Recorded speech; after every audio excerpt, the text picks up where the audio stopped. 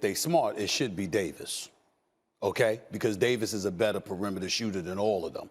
But I will say, I won't discredit LeBron. Obviously, LeBron has to come first. Then Davis is a 1A. Russell Westbrook should be after those two, but that doesn't mean that's what he'll do. Right. I'm going with Anthony Davis, and the reason why, because we saw it during their championship run.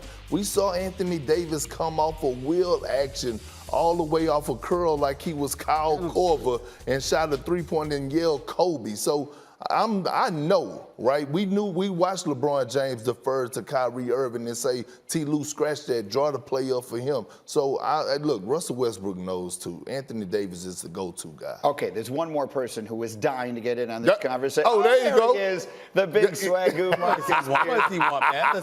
This is my first day back in about a week. I got to see Big Perk and Marcus Spears.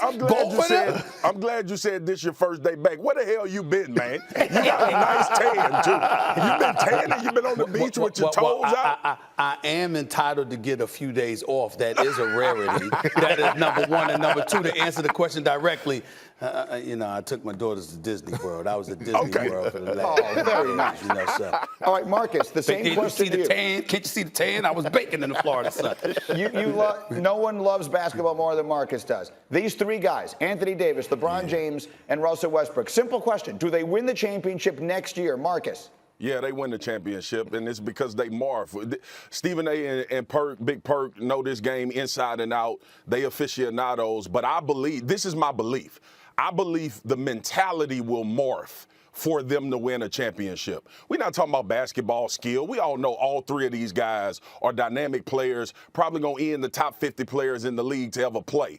But when you think about where they are in their careers, when what we've seen over time in the NBA, mentally, they will get this figured out. It took a while. Remember this, fellas. It took a while for the championship season in the bubble for LeBron and that team and AD to figure out who they were, find that identity. I believe the same will hold true this year.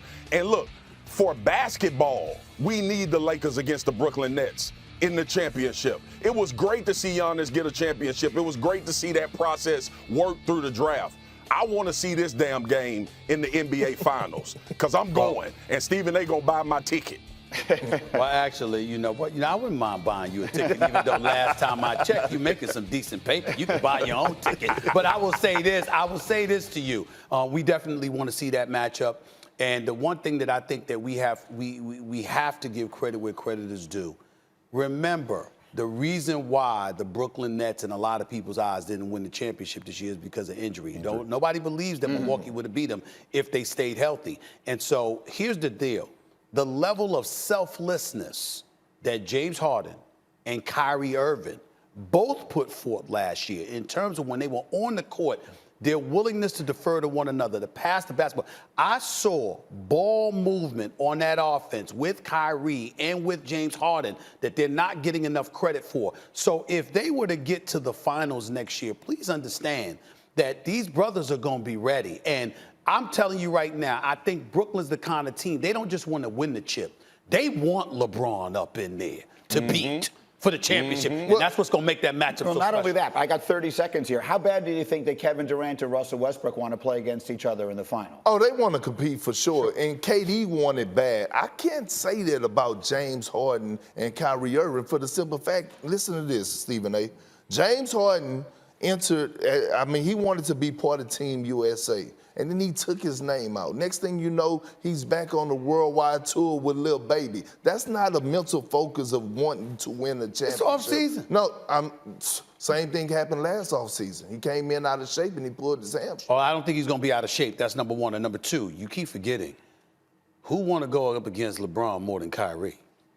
Y'all must have forgot. You keep forgetting. Who want to go against Kyrie more than LeBron? Stephen A., but give that credit on the other side. Give that credit on the other side, too. I agree with you. Them guys going to be ready. But you don't think the Lakers and their mentality are going to be ready, too? Well, I think that's why I'm not questioning it. I'm not questioning the mentality of the Los Angeles Lakers. And any team with LeBron, I'll give a mental edge because they're going to be focused and disciplined.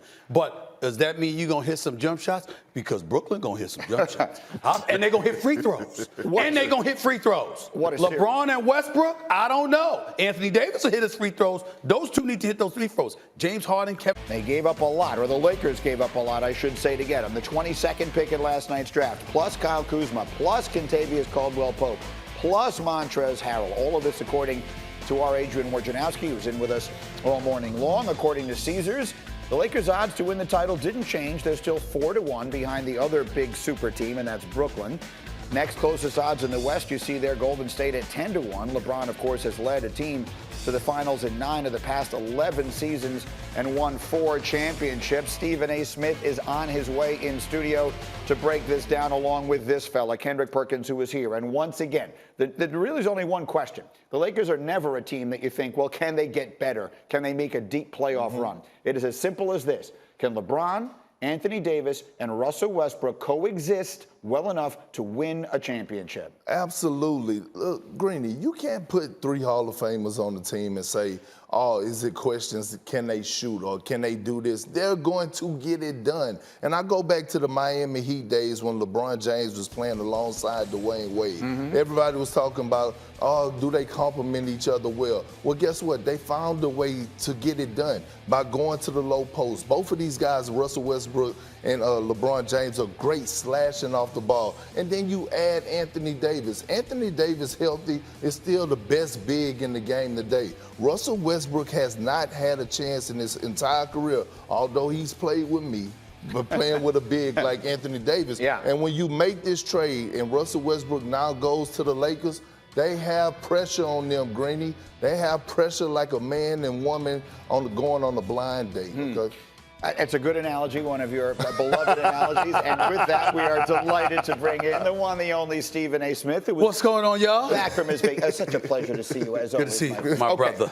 Let's dive right into it, because Yeah. there's really only one question, as I said, with the Lakers. It's not about can they make a deep playoff run in L.A., can they win a championship or not? These 3 guys, yes or no? Well, they can win a championship. I'm not going to pick them as my favorite. It's still going to be the Brooklyn Nets. A healthy Brooklyn Nets team, I think, is incredibly formidable, and that would definitely they would definitely receive my edge. But I also think it's going to be interesting because it's something I'm going to elaborate more extensively on First Take about. I don't believe this season that Russell Westbrook will have ever faced more pressure than he's going to face this year.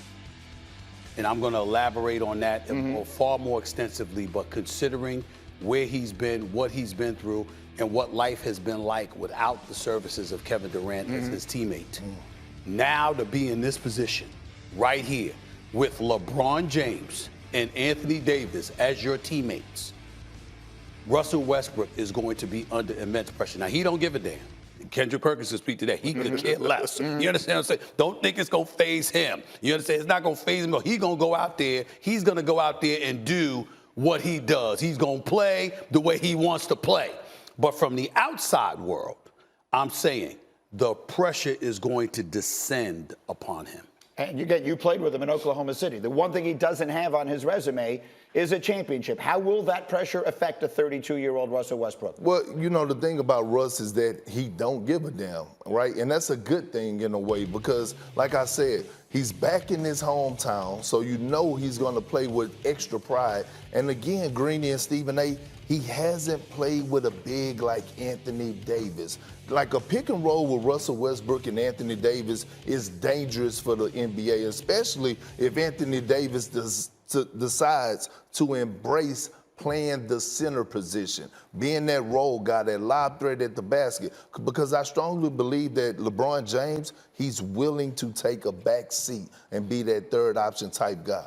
I think we say that a lot about LeBron James, and I don't believe that. I don't believe that. And the reason why I don't believe that is because it's not about scoring. LeBron James doesn't care if somebody scores more than him. That's not what I'm trying to imply. But he's one of those guys who truly, truly believes, validly I might add, that he's the best decision maker on the floor. You don't find a situation where LeBron James is on the court and he thinks somebody makes better decisions and is a better exposer of mismatches than him. And because he feels that way, he'll say all the right things. And I'm not saying he's lying. He genuinely means it. until he gets on the court and purviews the landscape and looks at what he's playing with and who he's playing against, and he's like, I need to be the one to make this call. That's what I get from LeBron James. Well, let me challenge you on this one, Stephen A. Go back and look at when him and Rondo played together when they won it. We saw a lot of times LeBron would give the ball to Rondo and play off the ball a lot. And he trusted Rondo because Rondo is one of the best floor generals to ever play the game. Right. So when you look at Russell Westbrook, I think we don't give him enough credit for his decision making. We're talking about a guy who led the league in assists last year, and he had a lot of G League players around him. And now you add a LeBron James, Anthony Davis, and they're going to find shooters along with a guy like Tatum Horton-Tucker. He's going to flourish well. He's going to lead the league in assists again. When you're an astute basketball mind, Greeny, like my man Kendrick Perkins, you can ultimately become a little bit slick, and you got to know what the hell you're talking about to pick it up, to catch him. Because Kendrick Perkins knows what I'm about to say. Yes, LeBron deferred to Rondo, because with Rondo, you know you're going to get the ball back. You see the difference? Because Rondo ain't trying to shoot. You know what I'm saying? Yeah. Rondo is literally looking to pass. So somebody like that is very easy for LeBron to defer to in terms of his decision-making, because Rondo is brilliant. He's a basketball savant and what have you. But also he's a basketball savant who's not looking to shoot. He's absolutely looking to defer first, second, and third option before he even thinks about shooting in most situations. That's not Russell Westbrook. And Russell Westbrook, here's the thing that I think needs to be said in a positive way about Russell Westbrook. He's not selfish. The fact that people talk about him like he's selfish. No, that's not him. He's dogged. He has a strong belief on himself. He ain't scared of a soul. You understand what I'm saying? This brother's a rough rider. Make no mistake about it. But he's also somebody that has a profound belief in himself. And if he's not making the shot, he wants to be a facilitator of those shots. And what I'm saying is that's the difference between him and